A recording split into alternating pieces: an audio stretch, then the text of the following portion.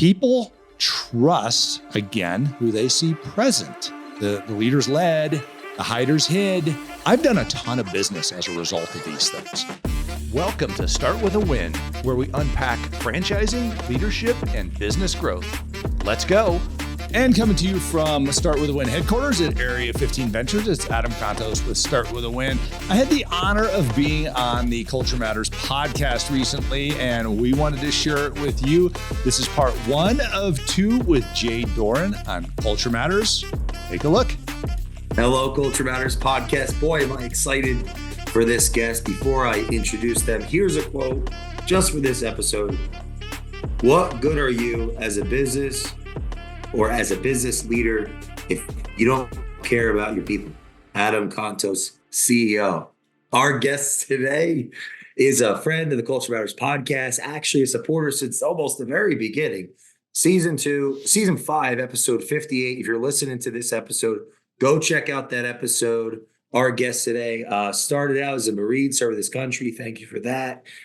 Tech founder, SWAT commander, a consultant of security, and inevitably worked his way up to become the former CEO of the International Remax, if you heard of them today, co-founder of Area 15 Ventures, investor, and advisor and coach, author of Start With a Win podcast, book, and Start With a Win podcast. This is when my mind starts to get jumbled. Geez, I didn't even say his name yet. Adam Contos, CEO. Thanks for coming back to the Culture Matters podcast, man. Hey, thanks for having me here. It's great to see you again.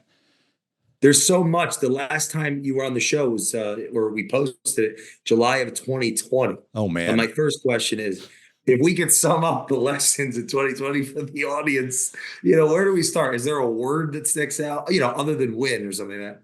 Wow. Yeah. I would say presence, because that's what we lost from each other, is the presence that we all had. And that's what kind of, delineated between strong leaders and weak leaders, and strong culture and weak culture, is how do you continue to maintain that presence? Because I've always said this, presence creates trust.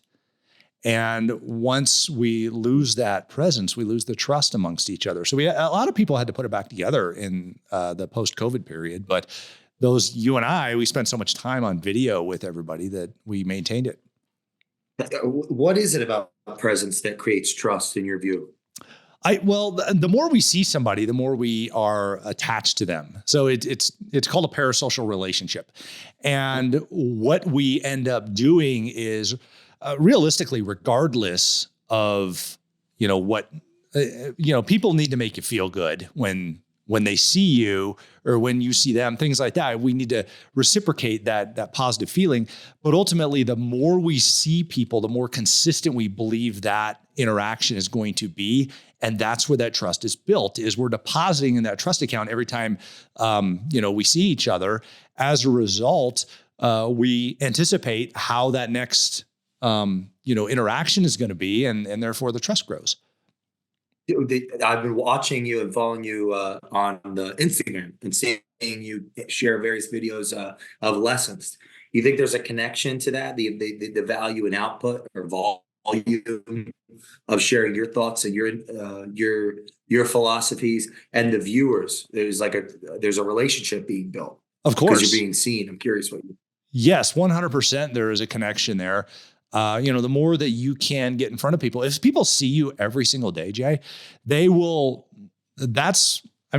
ultimately they're going to be connected to you in their head and in their heart.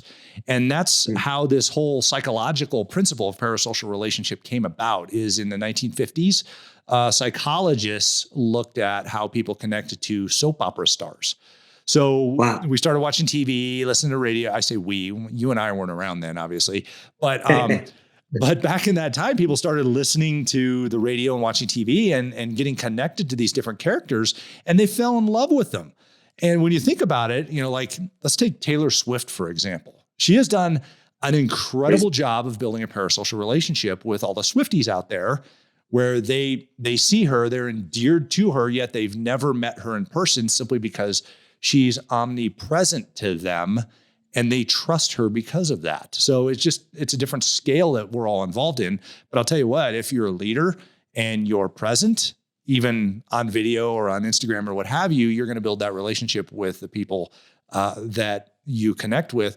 Whereas if you don't, back to COVID, the leaders led, the hiders hid, and those that hid during that time fell from their companies as leaders. They weren't respected or trusted anymore. And how do you define hid in that time? I would just say not being present. There's a difference between available and present, or available and accessible. So, if you are accessible, yet not necessarily available, that's what I always say, always accessible, never available. As a leader,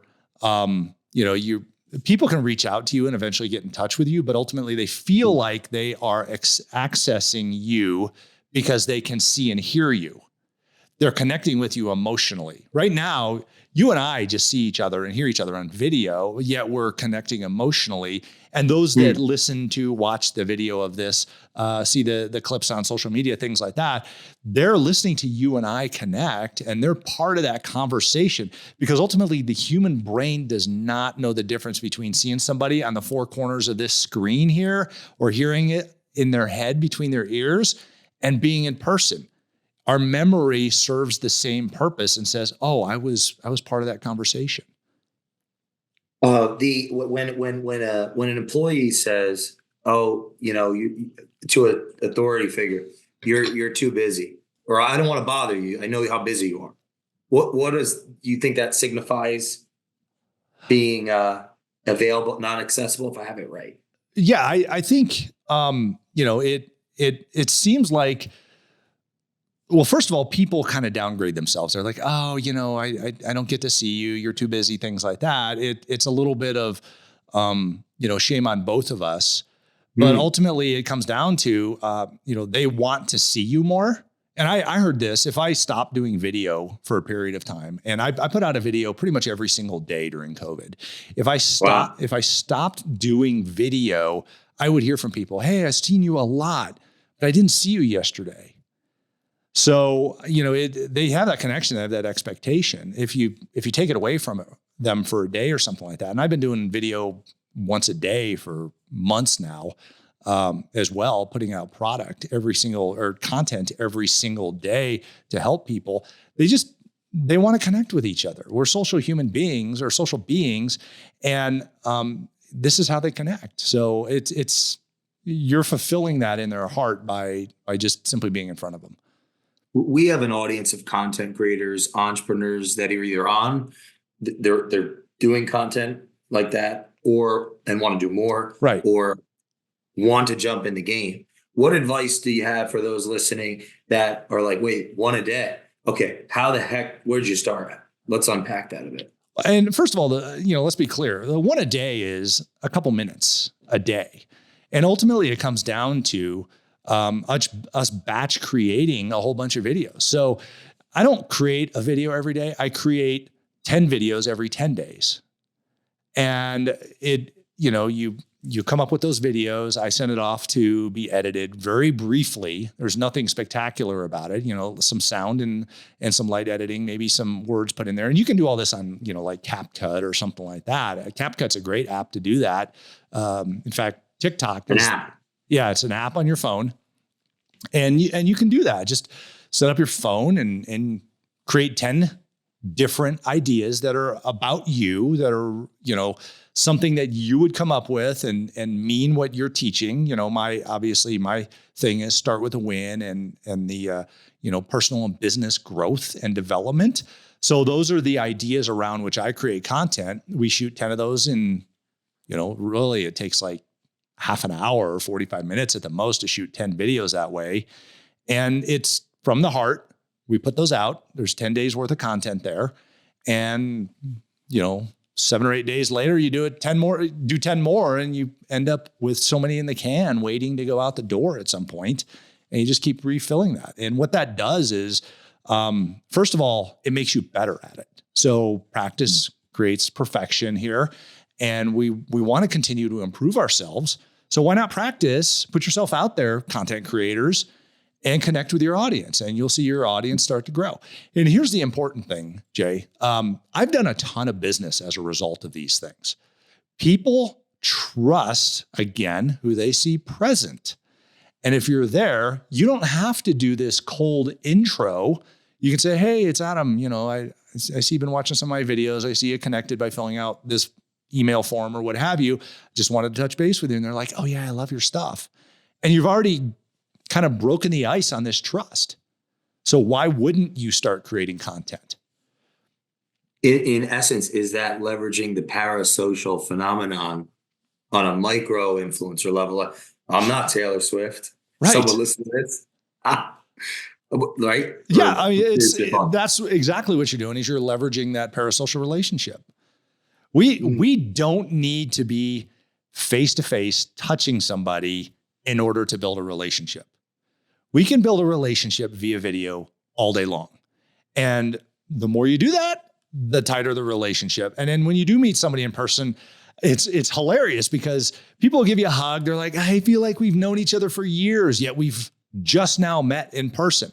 I've had that happen many times as you're building your brand and building this relationship. And, I'm on the Culture Matters podcast here. Here's the reality. This builds your culture. This is what your culture is about. I took over as the CEO of a franchise company about 12 months ago. It's called Port of Subs. It's a sub sandwich company. And wow, congratulations. Thank you. We acquired the business. It's an amazing company with incredible people. And we've been pushing out video constantly to these people. And I see them in person every several months. And they're like, hey, I watch your videos. I feel like I know you. I feel like, we're next door neighbors or best friends or whatever. It works. It's how we've built the culture in this company around how I think the culture of a business needs to be because they hear what I'm saying every day. If you could hear what your boss says every single day, would that affect how you live your life and build your culture and run your ethics and things? Absolutely. It's simple. It's just transparency. Churchill won us the war. Exactly. Talked every day, I think. Oh, yeah. I mean, I like to read that damn Lion book. It's like it's over here somewhere. Anyway, that comes to mind. Churchill on the radio every day. I have a question about the why then do I hear constantly the camera isn't enough or the virtual world isn't enough for the culture? Well, why are we hearing that a lot? Or at least I am. We got to get everybody back. We got to get people together. Yes. Nothing beats interpersonal communication. But the thing that's secondary to that is visual and audio. And I don't just mean crappy video. Yes, crappy video is okay. But the reality is high quality video, high quality audio, where the intimacy of somebody's voice between your ears and the sight of them at the same time really makes a difference to people in their lives. If they can hear the soft caringness in your voice, it's the same as somebody you're sitting next to closing their eyes and listening to you. It goes straight to your heart. So sure, video is secondary to being in person, but I'll tell you what, I can touch so many more people via video than I can in person. And that's what it's about. I want to spread my culture. I want to spread my beliefs. I want to spread my message because I want to help people get better with it. And this is the best way to scale that. When you were last on, we didn't have the book. So what was the inspiration? It's funny because I had the podcast Start With a Win, and I got a call from a book production company, and they said, hey, do you want to write a book? I go, yeah, I'm using you guys as my publisher. And they said, absolutely. I said, okay, what do you want to call it? And they go, how about Start With a Win? That's what your podcast is. Wow. So I went through this naming process and things like that. And I'm like, they were right. It's Start With a Win. It's got to be, because it has all the different components of Start With a Win. I mean, I live my life based upon a set form of circumstances. I get up at the same time every day. I go to the gym. I map out my day. I keep a plan. I work my plan. I execute. I monitor my health, my relationships, my businesses, things of that nature. And that's what they wanted to talk about. And why do I live that way? So, we went back into, I was in the military, like you mentioned, I was in law enforcement. I ran a SWAT team. I built training courses. I did some tech startups, things like that. And the reality is all of these work off of the same framework. And that's kind of what we talked about. And that framework is you've got to be a good leader. You've got to be growing every day. You've got to be redelivering that growth back to the people that you're serving. Because I don't look at the people that listen to this as customers. I mean, these are the people that I serve. I want to help them be better and them be inspired to make themselves better every single day. So that's ultimately what the book is about, is building yourself better and thus building your business better. What a powerful truth of the parasocial. Because if the institution is following you and saying there's a whole book around this. Absolutely. Because you have this podcast, Start with a Win.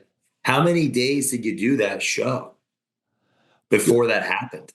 I couldn't tell you how many. Was it years? Yeah, we had a couple of years of Start with a Win under the belt before the publisher called me. Was that daily? No, it's once a week. Weekly? Once a week, and then every other week we do something called the Quick Win, which is a short. But now we've got shorts coming out pretty much every day, as well as the weekly podcast. What do you what would be your advice to someone that's been thinking about starting a podcast but has hesitated, or it just hasn't manifested? It doesn't exist. It's just an idea. Right. I would say do it. It's not difficult. Podcasting is not a difficult thing to do. I mean, you and I have been doing it for a long time, Jay. And I mean, I'm sweating. We both started someplace, and it was funny because I hired a. Is anyone listening? Are you there? Yeah, exactly. It's just you and I talking, buddy.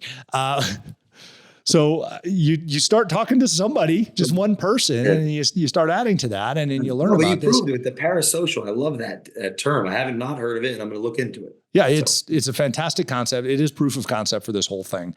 But ultimately, doing a podcast now it's way easier now than it was 5 years ago, because the technology is built for podcasting. It specifically exists. It makes it super easy for somebody to podcast. But what I would say is, and they can go to my YouTube channel, I have a video called How to Sound Better on a Video or a Podcast. And go check that out. It's, I think, like 8 to 10 minutes. And essentially we go through lighting, we go to sound, we go through camera and angle and things like that, and kind of stair step you up to how to need that. I'll send it to you, Jay.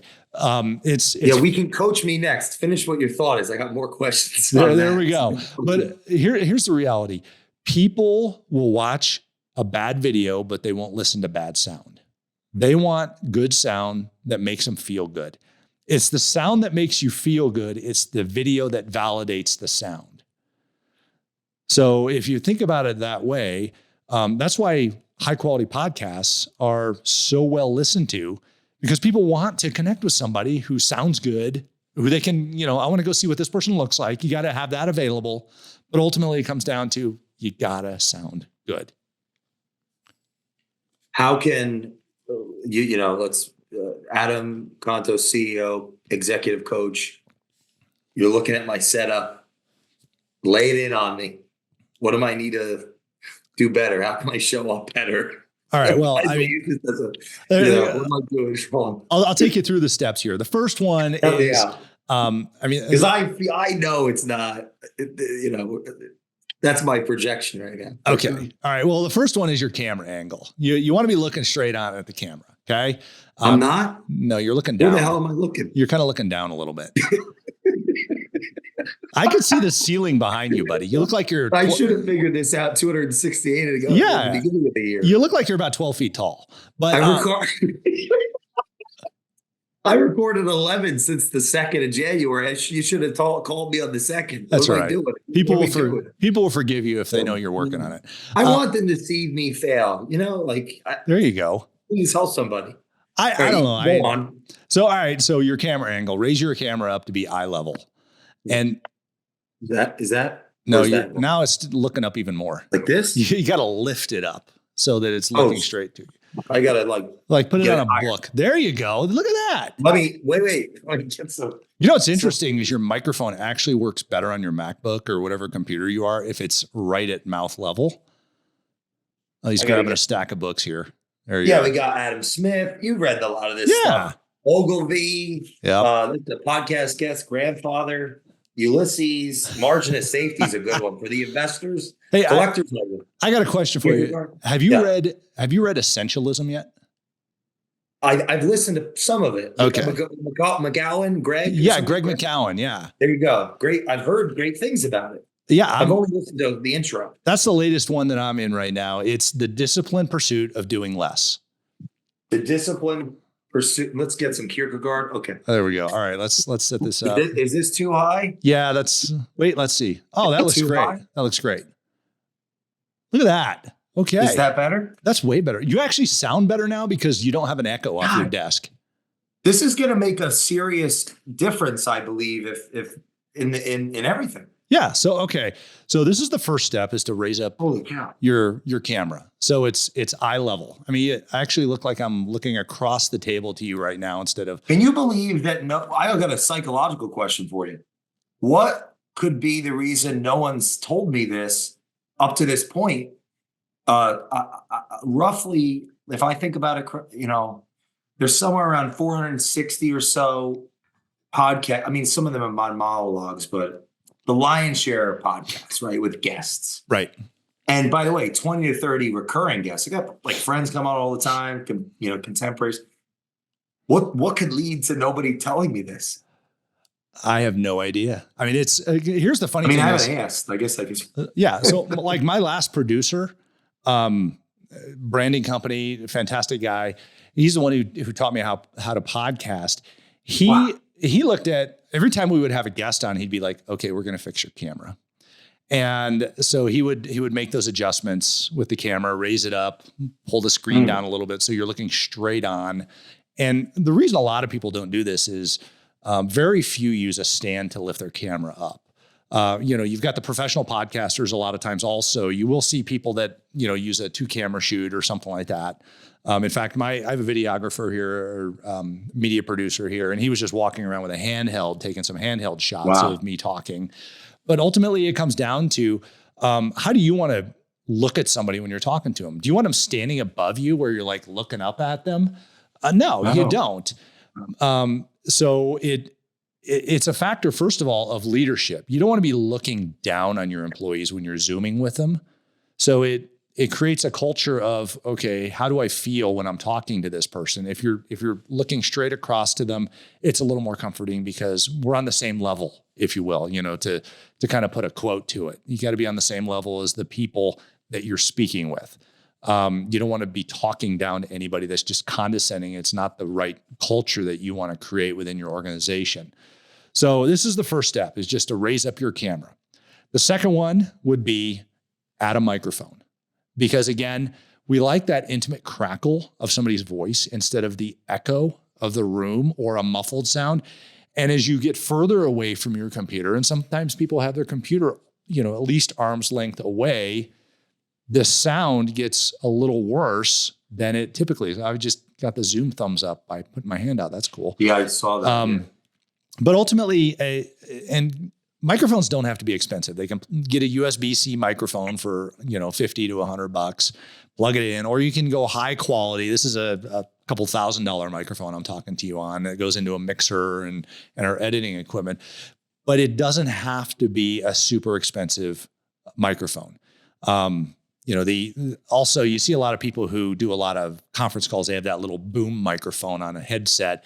You kind of sound like a little bit of a telemarketer that way, or like you're in the drive-through. I'm not a fan of that. It's a strong microphone. I would say just, a $50 or $100, USB-C microphone does a great job of collecting good sound. And if you do have echo, it's simple. I can't see your desk right now, Jay.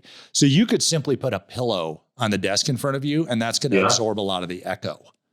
Oh yeah. It's a hardwood. So our sound bounces off, our voices bounce off of hard surfaces. And when you don't have a hard surface for that to bounce off of, you put a little sound treatment down there. Hardwood flooring and all that. Yeah, it's It makes it worse. this is a carpeted room. We have drapes hanging down all over the place that eliminate echo in this room. So you can kind of touch it up that way. People want to hear that you care. And when you have a more effective microphone, you can use a softer voice that is less, I guess, less aggressive in how you're talking to people. So you can hear how I can soften my voice a little bit, how I can slow it down, how I can lower it in order to accentuate my key points. That adds to how well people remember what you're saying because it makes them feel differently. You're not preaching to somebody. You're not lecturing them. You're actually having a great intimate conversation with them. So there could be subconscious. Totally. How the subconscious of the counterpart takes what's being articulated. Because this is through a different medium, right? We're not in person. Right. Through the medium of attack. And so these subtleties increase or decrease deconstructive conflict or constructive conflict. Correct. Yeah. You don't have to be overbearing, over the top, things like that. I mean, it's what happens when you're overbearing, over the top, loud, aggressive. People's blood pressure goes up. They go into this survival mechanism, fight or flight, and they feel intimidated by what you're saying. And they won't remember what you say, but they will remember how you made them feel. And the tech has an impact on that. 100%. Lacking in it or what have you. Yes. Great. So what else? Anything else before we go into so two more quick tips here. Let's talk about lighting real quick. Okay. So you have pretty good lighting there. I can see your face pretty clear. The back of the room does kind of blend together because it's not well lit. You can see, I know a lot of people are listening to this, but ultimately you want to have some good key lighting. So you want to have lighting in the front, maybe a little bit overhead, or just be lit dramatically. I'm kind of lit dramatically. We have a large. There you go. Yeah, you got that. Well, this thing, I have this ring. Yeah, light ring. Those work pretty good. So, I mean, you've actually taken some steps to light yourself. So that's fantastic. Where a lot of people, if you're lighting. Is that better with it there? Yeah, that actually looks pretty good right there. Moved it a little bit. Yeah, that's pretty good. You have even lighting in your face. I have dramatic lighting. I have a big softbox light. It really right looks here. Great. Thank you. And if it didn't, I probably wouldn't be having this conversation. Oh, there you go. Yeah. And then we have some accent lights in the back here. And then I have what's called a hair light, which there's a light that's bouncing off the back of my head right up here. Actually right up that way.